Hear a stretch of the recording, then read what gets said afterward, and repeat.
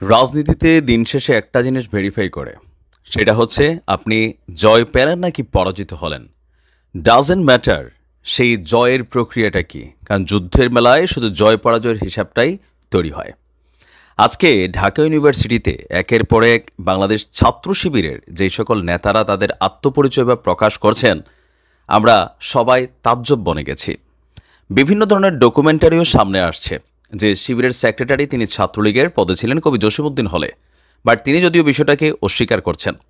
এছাড়াও এই যে দীর্ঘদিন যাবৎ সারা বাংলাদেশে শিবির এক ধরনের নাই নাই একটা ভাব তৈরি হলো, সরকারের গোয়েন্দা বাহিনী এক ধরনের নিশ্চিন্ত ছিল, আর শিবিরকে নিশ্চিহ্ন করার জন্য বা জামাতকে নিশ্চিহ্ন করার জন্য আওয়ামী লীগ সরকার সর্বোচ্চ চেষ্টা চালিয়েছে।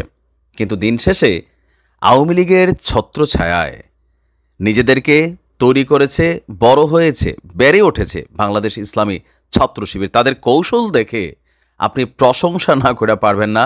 যারা অপকৌশল বলছেন, কিন্তু রাজনীতির মাঠে এটাই কৌশল যে কতটা বিচক্ষণতার সহিত জাস্ট জামাত ইসলামের ছাত্র শিবির সংগঠনটা রাজনীতি করে, তাহলে বুঝতে হবে জামাত ইসলামের এই মুহূর্তে রাজনৈতিক প্রজ্ঞা বা জ্ঞান বা বিএনপি আওয়ামী লীগ যারাই হালকা নিচ্ছেন, এখানে কিন্তু একটা প্রশ্নবোধক চিহ্ন।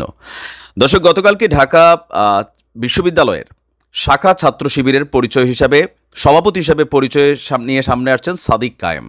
তার বক্তব্যগুলো যখন আমি শুনলাম, আমি আশ্চর্য হলাম যে সাদ্দামদেরকে বা আওয়ামী লীগদেরকে তারা কিভাবে মূর্খা বানাইছে। তিনি বলছেন যে আমরা আগে থেকেই ছিলাম ফেসিস্ট আওয়ামী লীগ সরকারের এত জুলুম নির্যাতনের পরও আমরা কিন্তু শেষ হয়ে যায়নি। 2016-17 শিক্ষাবর্ষে বিশ্ববিদ্যালয়টিতে ভর্তি হওয়া কায়েম সম্প্রতি মাস্টার্স সম্পন্ন করে বের হয়েছেন। গত 5 বছর তিনি হলেই থাকতেন, পড়াশোনা করেছেন, গোপনে চালিয়েছেন সাংগঠনিক কার্যক্রম। তিনি বলছেন, শেখ হাসিনা ক্ষমতায় থাকা অবস্থায় ছাত্রলীগ ক্যাম্পাসে আমাদের নেতাকর্মীদের উপর নির্যাতন চালিয়ে যে ভয়ের সংস্কৃতি গড়ে তুলেছিল, সেটির কারণেই আমরা এতদিন মুখোশ ধারণ করে আত্মপ্রকাশ করতে পারিনি নিজেদের প্রাণ রক্ষার ভয়ে।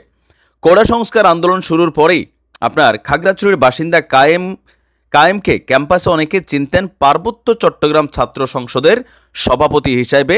তবে স্কুল জীবন থেকে ছাত্র শিবিরের রাজনীতির সাথে তিনি যুক্ত বলে দাবি করেছেন। এরপর চলতি বছরের শুরুতে ঢাকা বিশ্ববিদ্যালয় শাখার সভাপতির দায়িত্ব পান।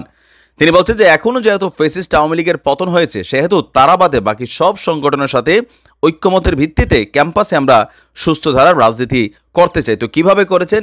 ছাত্রলীগ নেতাদের সাথে কৌশলে, বিবেক খাটিয়ে, বুদ্ধি খাটিয়ে, বিচক্ষণতা দিয়ে এই ক্যাম্পাসগুলোতে ছিলেন। ইভেন ভার্সিটির ইন্টারনাল যেই কমিটিগুলো আছে, ধরেন হল কমিটি বা ডিবেট কমিটি বা বিতর্ক প্রতিযোগিতার কমিটি, বিভিন্ন ধরনের সংস্থা বা সংগঠন কিন্তু এখানে কাজ করছে। সেইগুলোর সবচেয়ে ভালো ভালো জায়গাগুলোতে এখন যাদের পরিচয় প্রকাশ হচ্ছে, সব কিন্তু ছাত্র শিবিরের যারা ছিলেন তারাই বসেছিলেন। আবার এই আন্দোলনের যেই রূপরেখা বা রোডম্যাপ, এটার মূল যেই পরিচালনাটা ছিল, আমরা সমন্বয়ক বলতে যাদের চিনি, তাদের সাথে এই সমন্বয়ক টিমের মধ্যেই কিন্তু ছাত্র শিবির তাদের ঊর্ধ্বতন নেতারা সেইখানে মিশেছিলেন সাধারণ ছাত্রদের বেশে। যার কারণে আন্দোলন চলাকালীন যখন সরকার একদিকে বলছিল যেটা বিএনপি জামাতের খেলা, ছাত্রদেরকে ঢাল বানায়, কিন্তু সাধারণ ছাত্রীরা বিশ্বাস করে নাই, ছাত্ররা বিশ্বাস করে নাই। কেন? কারণ দীর্ঘদিন যাবৎ এই ছাত্রগুলো ক্যাম্পাসে ছিল, আর সবাই জানতো শিবিরের একজন কর্মী হইলেও ক্যাম্পাস থেকে তারা জঙ্গি বইলা, তাকে দাড়ি টুপির কারণে নানানভাবে অপদস্থ করে থানা পুলিশে দিয়ে দিত। তো ক্যাম্পাসের কই আসবে? যারাই আছে হয়তো একটু ইসলামিক মেন্টালিটির, দাড়ি রাখে, আবার এখন তো ছাত্রলীগের অনেক দাড়ি রাখে। এইসব নানান ইস্যুতে কিন্তু তারা পার পেয়ে গেছেন। এখানে আসলে ব্যর্থতাটা আওয়ামী লীগের কোথায়? ওই যে রাজনীতি তো এদেশে ছিল না, ছিল কোনটা? অমুকের ভাই তমুকের নাতি, তারপর একটা প্রোগ্রাম হইলে মনে করলেন সেখানে ও যে বেশি মানুষ নিয়ে আসতো তার মূল্যায়ন হতে এই মানুষটা কে আনলো, তার পরিচয় কি, তার ব্যাকগ্রাউন্ড কি, সময় ছিল না। বিভিন্ন জায়গায় কমিটিগুলোতে আমরা দেখেছিলাম বিএনপির পোলাপাইন ঢুকে গেছে, আওয়ামী লীগের জামাতের পোলাপাইন ঢুকে গেছে। কেমনে ঢুকতো?